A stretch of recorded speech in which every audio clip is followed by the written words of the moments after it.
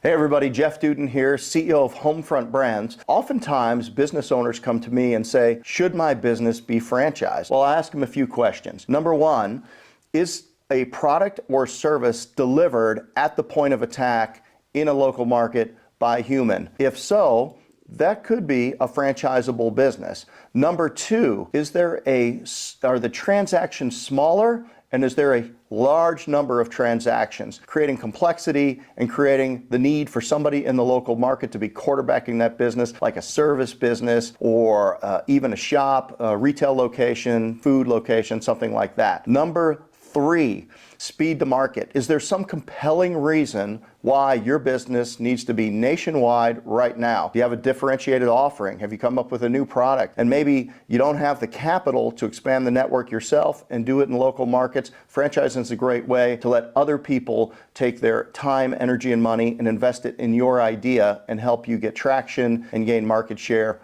very, very quickly. Number four, brand awareness. Is it really important over time that customers know who you are and what your standards are and what your products and services are? When I'm driving down the street and if I know that I want a hamburger, I'm going to pick from a franchise because I know exactly what I'm going to get there. And if that's what I'm looking for, I'm going to pull right in. That franchisee didn't have to do any advertising whatsoever to get me to pull in there because I was already familiar and aware of their brand.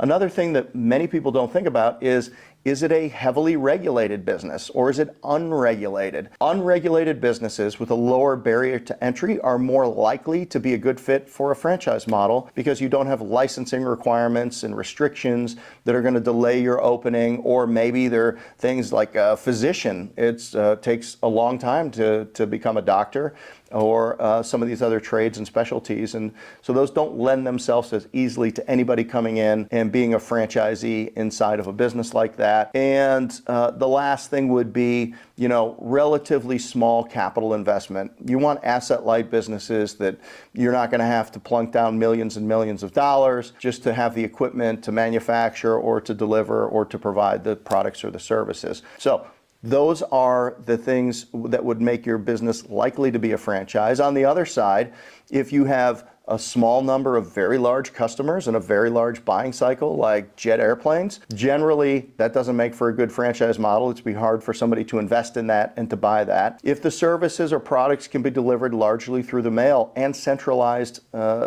fulfillment, meaning you can use Amazon or you can use FedEx, you can use UPS or even the US Mail to deliver the product, sell it on Etsy. You don't have to franchise that business because you can service your customers anywhere, and there's really no human interaction required other than any customer service on the front end, which again can be centralized. No people required inside of that. Is it a heavily regulated business, as I mentioned before? So things that are heavily regulated, that are dangerous, that are expensive, that take a high level of skill. Generally, franchise systems need to be simple for people to operate. You don't want to franchise somebody who has to fly a jet airplane. So if the business is something that anybody can come in, get trained, do a lease and do a build out if they need to, but can be in business and can offer these products or services without a lot of regulation that's going to slow them down, then good franchise. On the other hand, if there is a lot of regulation that's going to slow them down, then maybe you should think about whether this is franchised and maybe why it's not been franchised already. And then the last thing would be, is it really asset heavy? I mean, are you having to buy